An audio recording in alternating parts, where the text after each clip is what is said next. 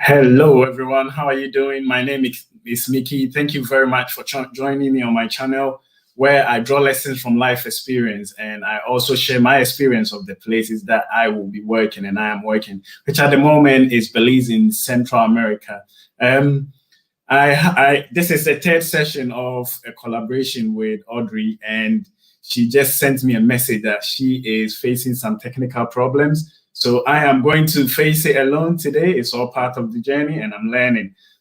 We were going to talk about, or we are still going to talk about the Ashanti culture, Ashanti from Ghana, and compare it to the Garifuna culture from Central America, and then we will try and compare it to the Caribbean culture and see what we have in common and some of the differences. I know Audrey is going to get everything sorted and we will be firing in all cylinders. But before I continue on, I want to say I am on call in work. So if this sophisticated phone start ringing, I will have to wrap up and go and attend to duty.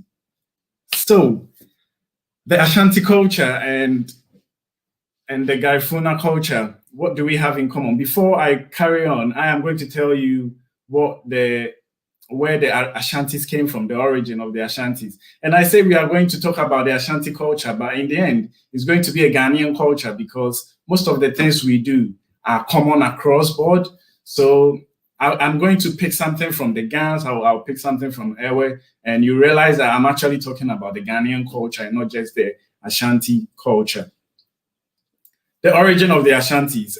From my research, I realized the Ashantis came into history, or they started getting documented in the late 16th centuries. And in the 16th century, they were occupying the present-day Ghana. And before that, it is known that they were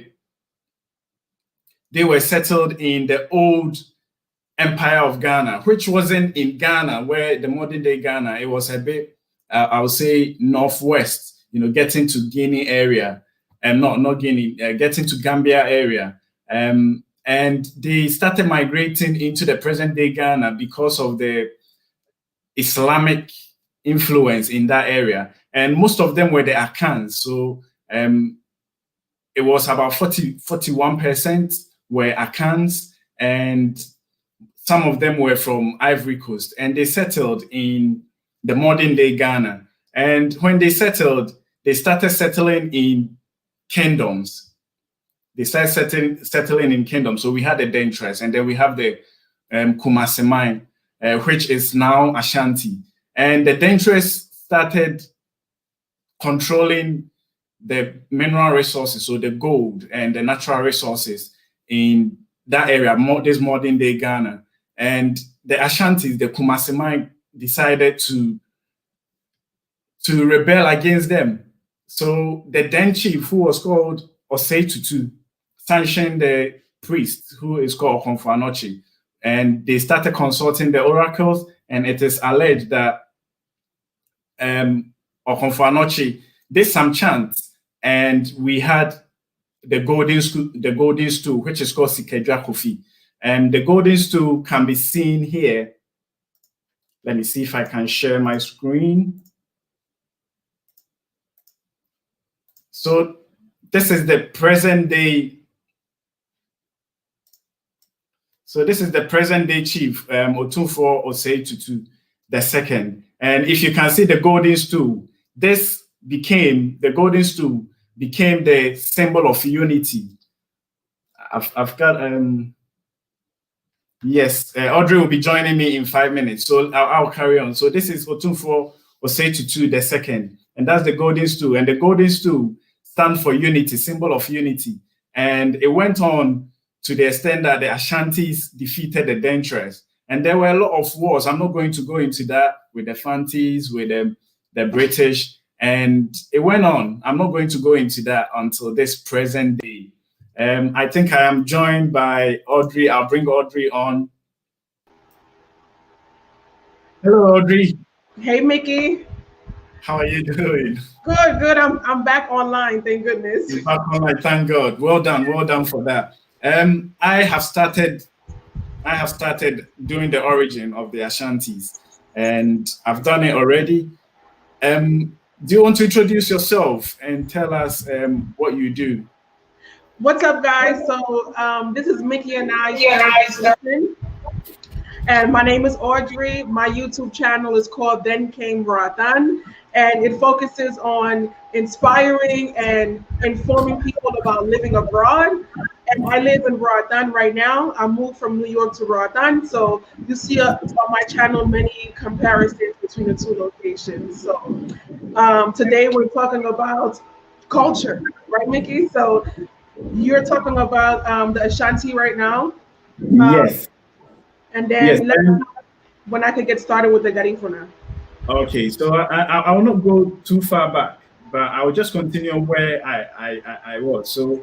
Um, so I'll just touch it really quick. The Ashantis migrated from the old Ghanaian Empire, Ghana Empire, which is not really where Ghana is right now. It's a bit the Oh. northwest of it, getting to where Gambia is. And they started migrating to the present day Ghana because of Muslim was Islamic influence in that area. So Mhm. most of them were the Akans. So the Ghanaian is the Ashanti is part of a clan, the Akans, right? So we have the Fantis, we have Benchers and the likes. So they all moved. So it was about 41% made of Akans when they moved to the present day Ghana. And the rest were from Ivory Coast, who are our neighboring count is our neighbors. And the Dentress decided to take over. So they started ruling over the Mhm. small kingdoms in that area. But the Ashantis couldn't take it, so they decided to revolt against them. So that was when Otumfo Tutu the first sanctioned the priest who was called Okomfo. And Okomfo did, so they consulted the oracles, and it is said that a golden stool came in. The golden stool which is seen over here. So this is the present day Ashanti king. He is Otunfo Tutu the second. And this golden stool is the symbol of unity. And it is believed that through this stool, that's how we managed to conquer the Dentress. And a lot of wars came in with the Dentress, with the Fantis, with the British. And yeah, up to this time, Ashanti just came into being, and we moved to the central part of Ghana. Oh, okay, awesome. The Garifunas, we used to have a chief, right? There is no present day chief for the Garifuna, but the last chief was Joseph Chatoyer, and but after he got killed in Saint Vincent in battle, well, I don't know if we don't have a chief right now. I'm not sure if after they killed him in the late 1700s, if there was another chief, but right now, present day, there is no Garifuna chief. So Oh, let me okay. go backwards. Let me for those of you who don't know, the Garifuna culture is a group of people that originated in St. Vincent. So we are actually the result of two cultures coming together, which is the Arawak Indians from St. Vincent and Africans, who the African part of us, to this day, we're not sure like which part of Africa we come from, because the African part of us comes from a number of, most people say West Africa, right? Like in New York, when I go to the African neighborhoods, they always tell me, "Oh, you look like you from Ghana." They just have, happen to say Ghana, and but Garifuna people are still trying to trace back, like where exactly from Africa we come from. And I don't know. I think that we can't say we just come from one country, because there were African explorers in the Caribbean, and then you had the slave ships that were also moving through the Caribbean.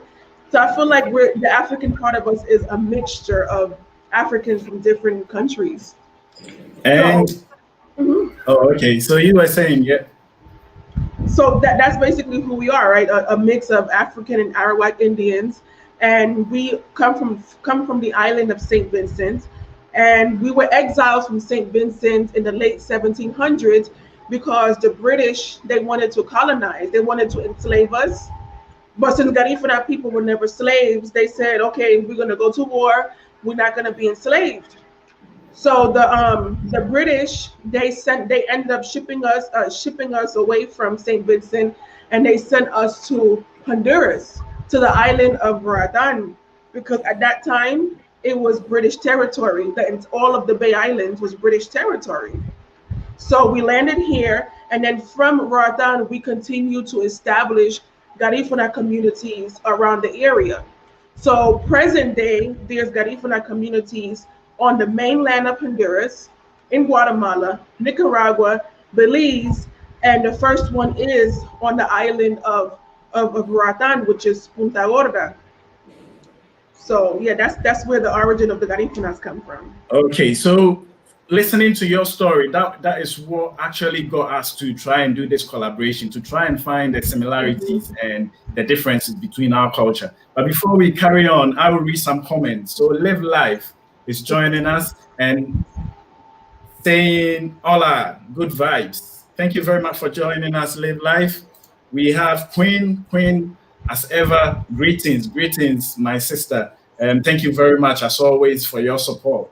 And we have the Soga family. Kay, hey, how are you doing? I hope you're doing good. Kay is based in Canada. She's married to a Ghanaian.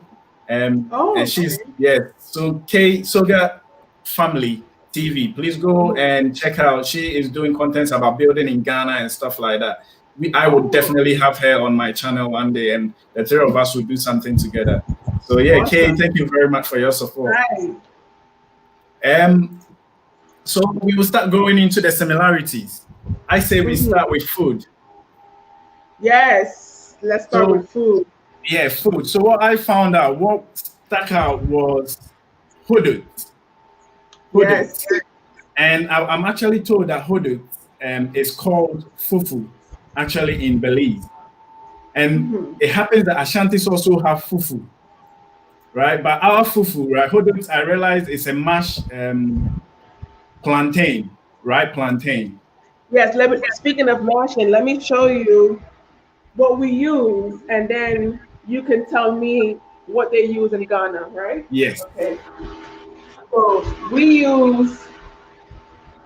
I don't know if we could. Let me put this down. Yeah. This mortar and pestle made out of wood. Yeah. Right. So we in here we put the plantains inside. Well, you explain fufu, and then I'm going to explain how we make hudud. Okay. So I'm going to share my screen, and you will see. So you will see we also use it. So this is Ghanaians pounding fufu, right? So we call it wadro, the mortar and pestle, wadro and woma. And for us, we use plantain and cassava, and ours is a bit finer. Ours is a bit fine. I've got a picture showing. So this is a Garifuna woman preparing the hudud. And this is hudud on the left and fufu, the Ghanaian fufu with soup on the right.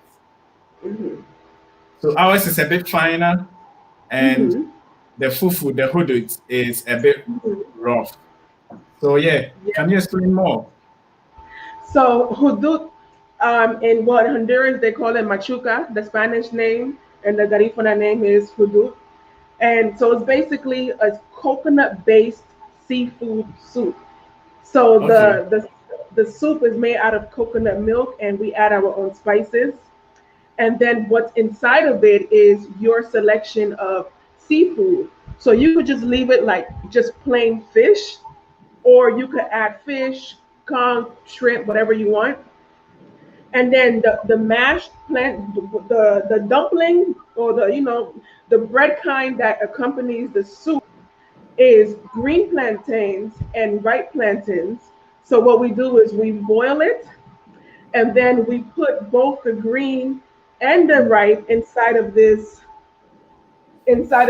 right here. This in Yeah. Garifuna is called a hana. Okay. Hana is in Garifuna, and then we call this the stick to mash hanodu, to mash the plantains. So we put Okay. the both of the plantains inside here, and then we mash it, and then basically you take the portion of plantains that you want, and you put it in your soup, and that's how you eat it. All right. Oh, cool. Mhm. So we have something in common there. Mhm. So I Sugar wanted to Family ask. TV. So with Yeah. the So fufu, yeah. is the base of the fufu coconut milk as well? Not really. No. So we have different types of soup. Mhm. Different type of soup. So it can be the palm nut soup. It can be groundnut soup. And groundnut soup is my favorite actually. And then we'll have the chunk of fish or meat in it. Yeah. So So is Sugar it? Family said we also use it to pound corn. Okay, yeah, we use it to Oh, pound corn as well. hmm. So she's talking about the mortar and pestle. Yeah, awesome. So let's And move on to the oh, you were saying, sorry. no, I had one more question. If the fufu, is it seafood or it could be meat, or is it one, or is it, can it be either or? It could be meat, it could be chicken. We have chicken soup, and it could be fish as well. Oh, okay. Yeah. Okay, So it awesome. depends on what you decide to eat it with. Oh, okay. Vegetable soup, yes, and vegetable soup. Mm-hmm. Live life, thanks. Cool. And Awesome. another thing that came out that stuck out was cassava-based food. So I realized when I went to Dangrega, the Garifunas have cassava granule, which we call gari. Gary. We call it Yeah. ereba. Oh, ereba. Ereba.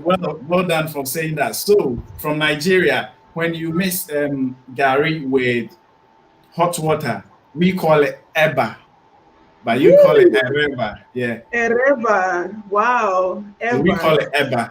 But that one, I think, came from Nigeria and is Mm-hmm. eaten all around the country. Mm-hmm. So And that's another. so you guys make the cassava bread, the because we do a lot of things with cassava, but what I'm referring to specifically the cassava bread. Oh yes, yes. Let me show you. Let me show Oh, you so this. that's what the Garifunas use. This is one of the tools that we use to make cassava. In Garifuna, it's called a hibise. Oh, Hibise. okay. So this is like a sifter. It's a All sifter right. to sift the yuca. Ah. So if you Hmm. can see in this picture, in the middle of those ladies, we have a square Hmm. version of that we also use in Ghana. And this is not actually Ashantis. I believe this is prepared more by Evers. This is prepared more by Evers. Hmm. If I'm mistaken, please correct me, someone. But it's from Evers. And okay, Mickey, and then after you grate the cassava, after we grate the cassava, we use this. This is a long tool. We call it's called Yeah. ruguma in Garifuna, and this is a filter. Oh, okay. So after we grate the coconut, I mean after we grate the yuca, this is so long. After we Yeah. grate the yuca, we stuff the shavings of the yuca in here, and then we hang it from like a tree or something strong enough. And the water from the yuca, it comes out here on the bottom. So Oh, what okay. do you know what they use in the Ashanti tribe to dry out the yuca, or do you guys dry it out? It will be more, as I said, by the Evers. Hmm. I think they use the sieve more. To be honest, I don't know the process, but I know that they dry using the sieve and then they put it on fire straight away and then they stir it. I can't be wrong. and then it turned into the granule. Soga Family TV says, we are so connected in Jamaica. We make bami from cassava as well. So yeah. Wow. You see, this is what I was talking about. I see a lot of similarities in the Caribbean culture. And talking about the Jamaican and Caribbean as well, rice and beans. We have a food called wache, and every time I see rice and beans, it reminds me of wache. We eat wache. It's also rice and beans based. So rice and beans remind me of that. And then we have the bofrot. Bofrot in Ghana, it's like a fried dumplings in the Caribbean as well. And then we have meat pie. We have meat pie, which is called pasty. I think it's called patties or pasties in patties. Yeah, in the Caribbean. So we are connected. Yes, definitely. So should we move on to spirituality? Yeah, let's move on to spirituality. Yes, so Sugar family said, wow, yes, we have a lot in common.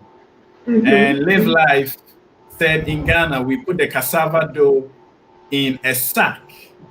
Oh, so in Ghana, we put the cassava dough in a sack and hard press it before it's fried as gari. So instead of using that long, we put it in a sack and then we beat it.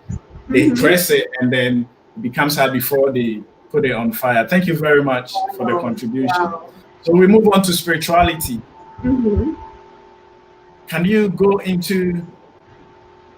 So as our spirituality, Garifuna people, we believe in God, but we also honor our ancestors, and we have different ceremonies, right? I'll just explain one for the sake of time.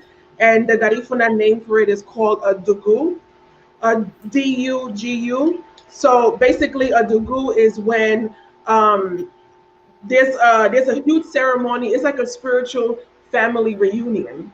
So like 3 or 4 different lines of families come together, and there's a 4 or 5 day ceremony that includes singing and drumming. We pour libations, we give food offerings to our ancestors, and the person who leads this ceremony, we call them a buye.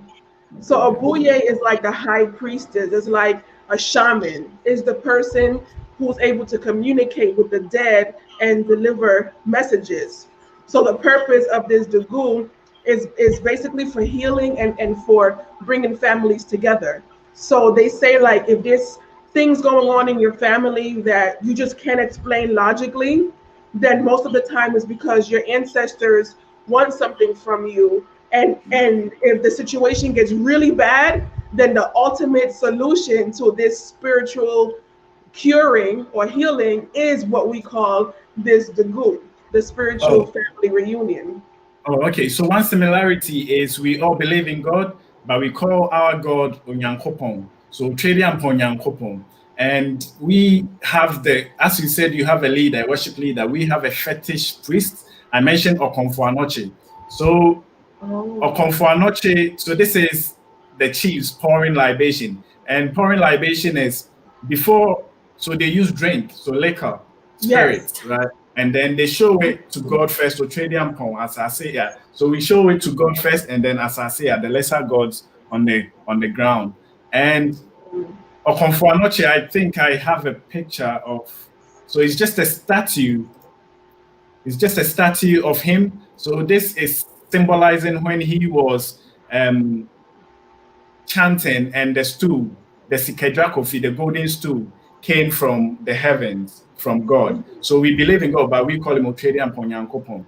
And we pour libation. That's how we Ashantis, and this is not just Ashantis. I know Gans also do it. So that's them pouring libation.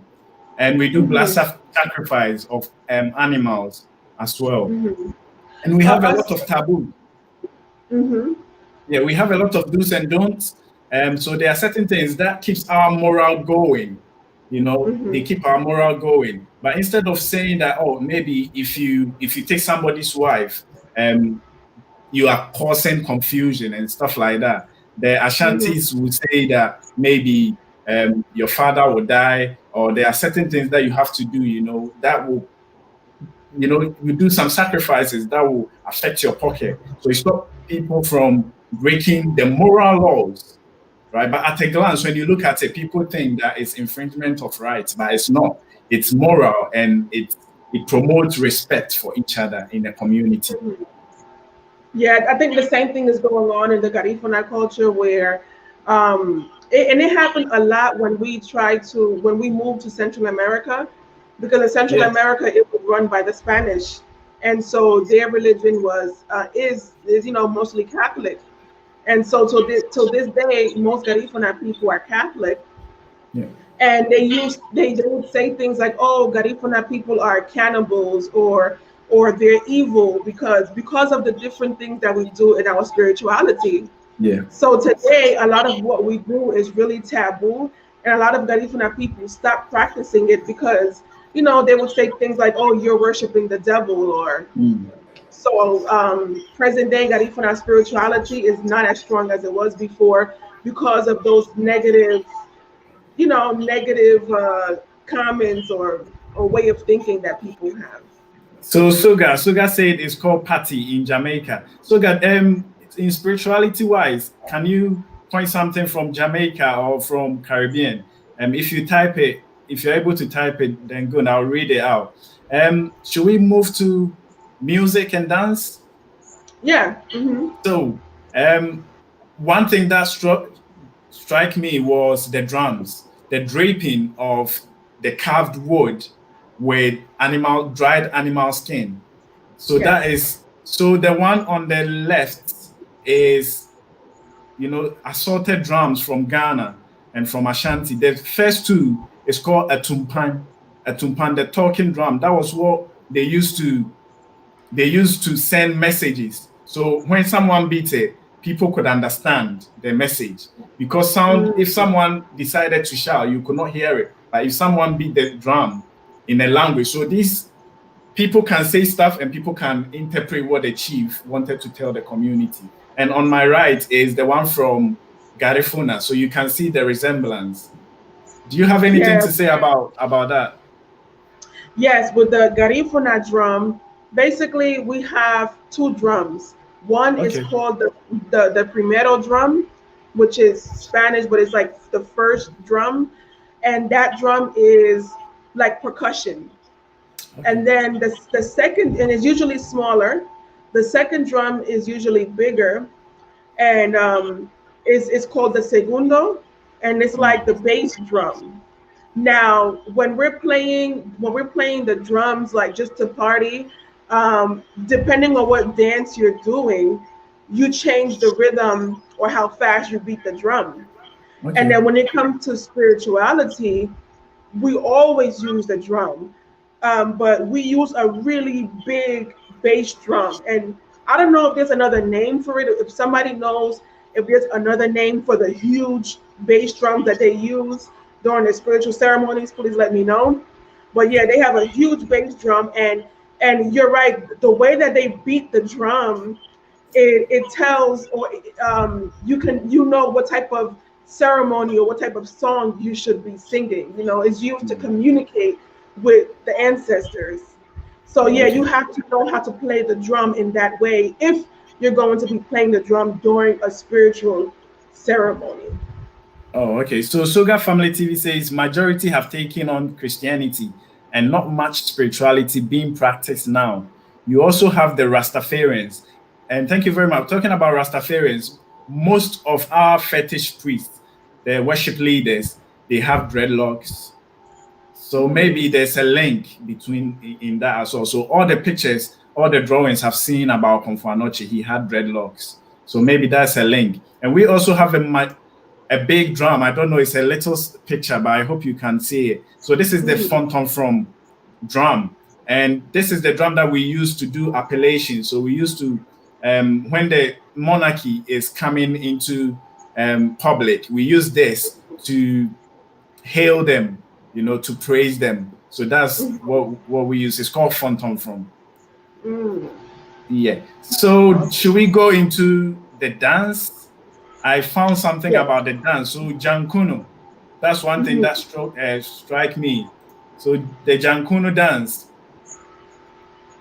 this this is the costume. So the one on the left, it's from the Winneba festival, fancy dress festival in Ghana, in the central region of Ghana.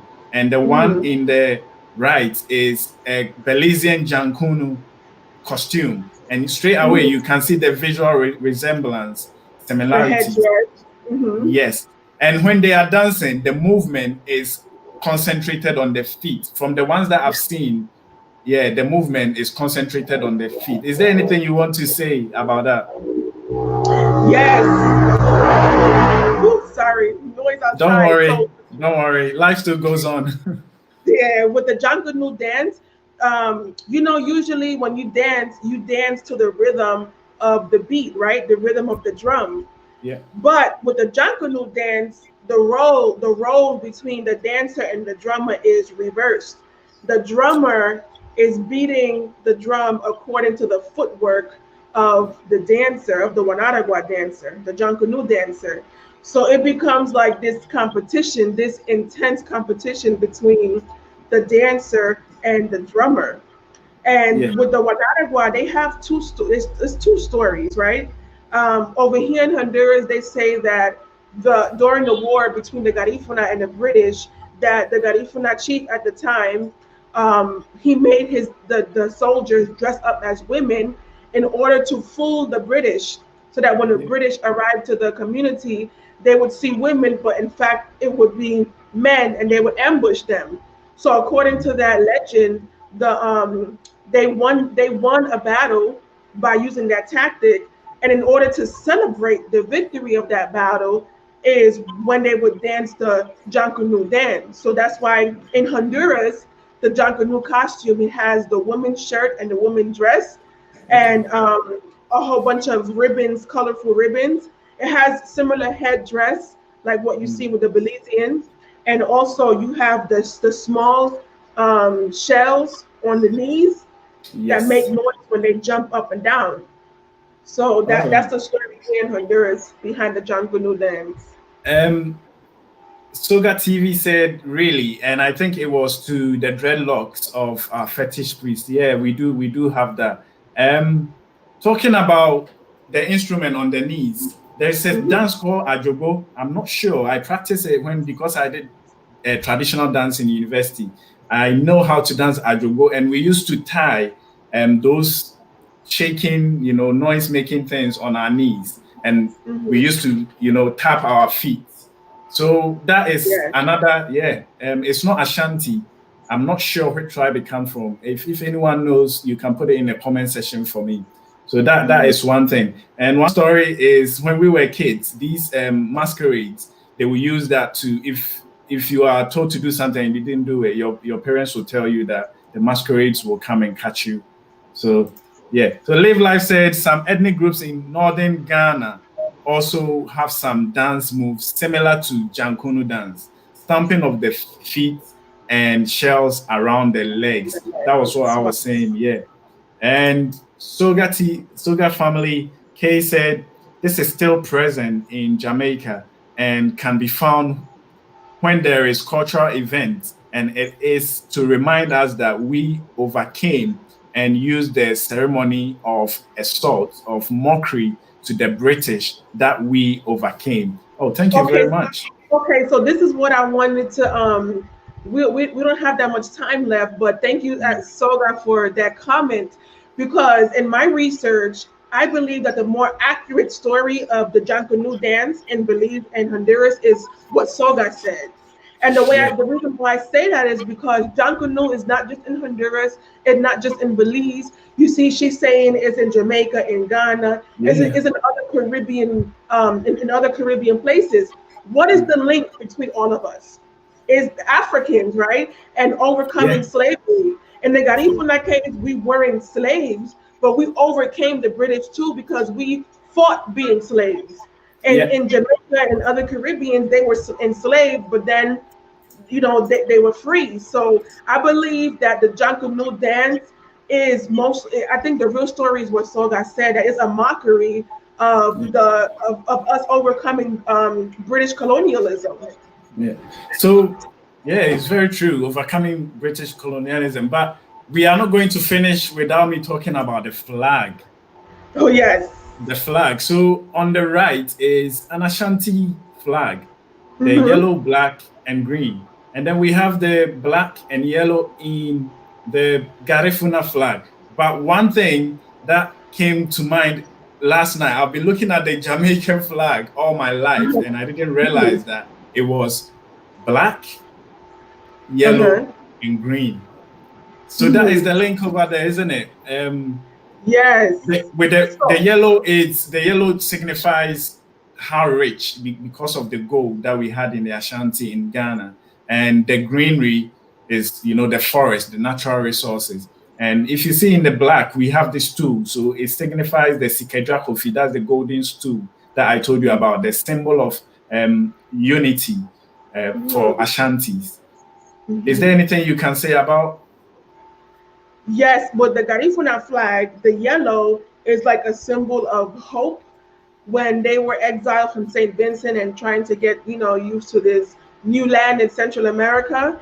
And some people also say it's representative of our Amerindian culture, which is the, Yes. the Carib and the Arawak, the yellow Caribs that consist of our mix. And the white represents two things. It represents the peace that Garifuna people were seeking when they were exiled, and it can also represent white for the skin of the Europeans who tried Okay. to colonize us. Mm. And then Oh, the black, it represents us black Caribs, black people, the color of our skin, but it also represents the suffering and the pain, the hardship that we went through during the war and all of the stuff we endured during the exile. yes.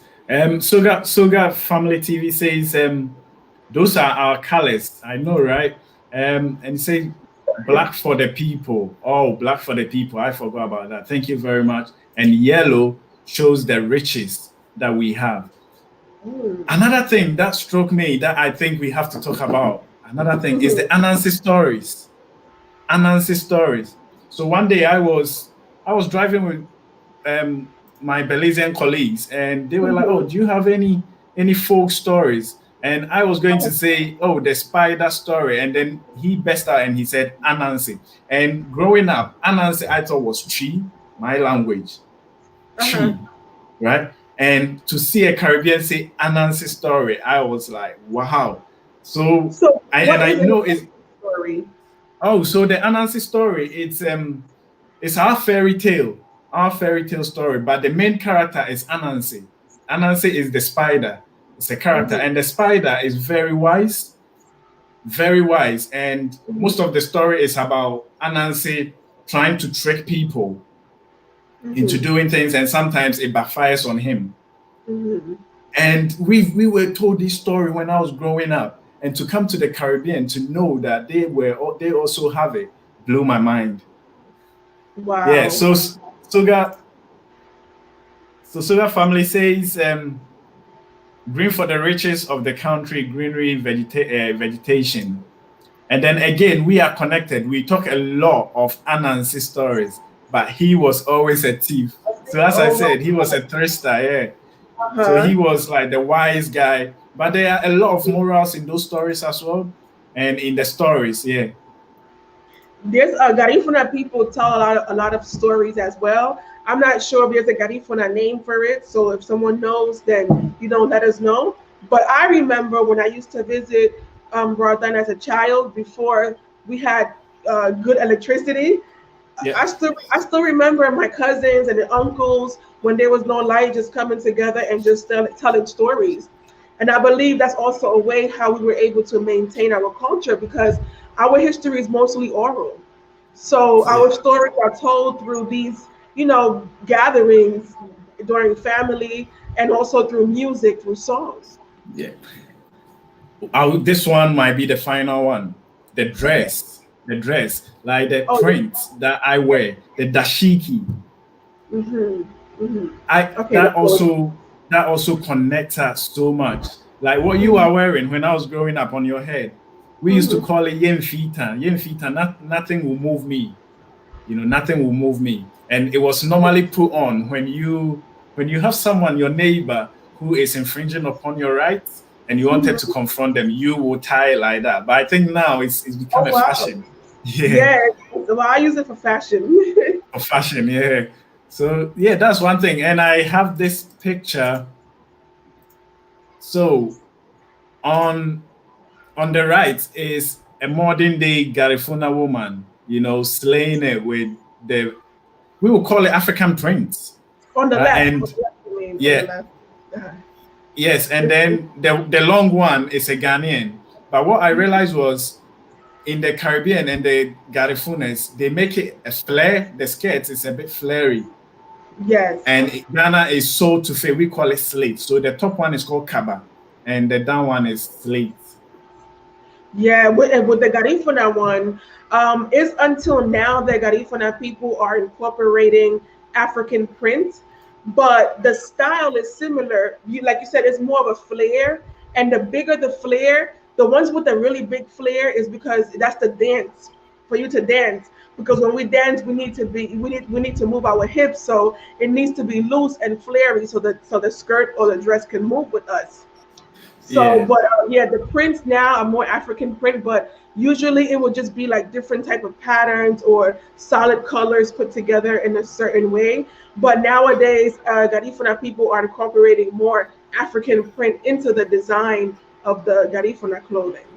Live life can understand Yemfita. If you can understand tree, it's funny actually. So she's laughing about it. And Kay is saying, so I am moving to Ghana as I feel like the ancestors are calling me home. And Mickey, look how we are connecting. I am learning so much. If you pay attention to something, right, you will realize how much of a value is in that thing. We ignore a lot of things, the connection that we have so much. I remember the first time I met a Caribbean, they hated it when I told them that they are from Africa. But with the YouTube and with sessions like this, we are all coming together and we are embracing it. And it is so amazing. It is so amazing. Far and wide. Definitely. Yeah. So I think yeah. I think that what connects all of us, the Ashanti, the Garifuna, and the Caribbean, are the African influences, with the culture, the different types of coconut soup, the coconut rice and beans, the different ways that we eat cassava. Garifuna people eat it. It's not just cassava bread. They have a porridge. We eat it boiled, fried, so, all over the Caribbean. So I feel like Africa is the connection that we all share. Yeah. So Live Life says food. The Caribbeans have dukuno and we have dokuno. Yes, that's one thing. Yes. We have dokuno and they have dukuno. Yes. Yeah, that's one thing. So final words. Do you have anything that you want to say final? No, it's just that Africa is our connection, and I believe that no matter where you are in the Caribbean, you're gonna find some type of similarity between you and some, a Ghanaian or Nigerian, because that's what connects us. Yes. One thing I will say, this is our final session, but it's not going to be the last ever. I'm sure I'm going to speak to you on a live session. But this is one thing I will say. On behalf of me and my family, we want to congratulate all the Garifuna people and all the people around the Caribbean who are upholding their beautiful culture. Culture and identity is having an identity. I would rather have an identity than to just be part of the masses. And wearing stuff like this, look at this. This is so pretty. What is there not like?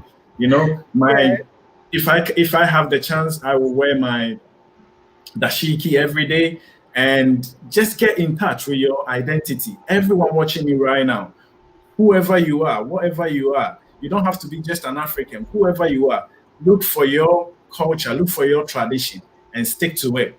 Because if you take a bad thing, I was going to say something, we call it TED, but it's not a good thing. Like if you take SHIT, right, and you polish it, right, someone will look at it and they will think it's gold, Mm-hmm. And if you have gold and you don't treat it right, people will trample on it and they will think that it's nothing good. Pick up your culture, pick up your identity, study it, and polish it to the world.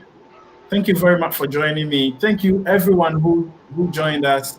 Live Life, Queen Irie, Soga family, thank you very much. And I hope to see you again. It's flown by. Yeah, for real. All right. So thank you. Thank you. Take care of yourself. Keep safe. Yes, thank you for Bye-bye. watching. Bye. Bye.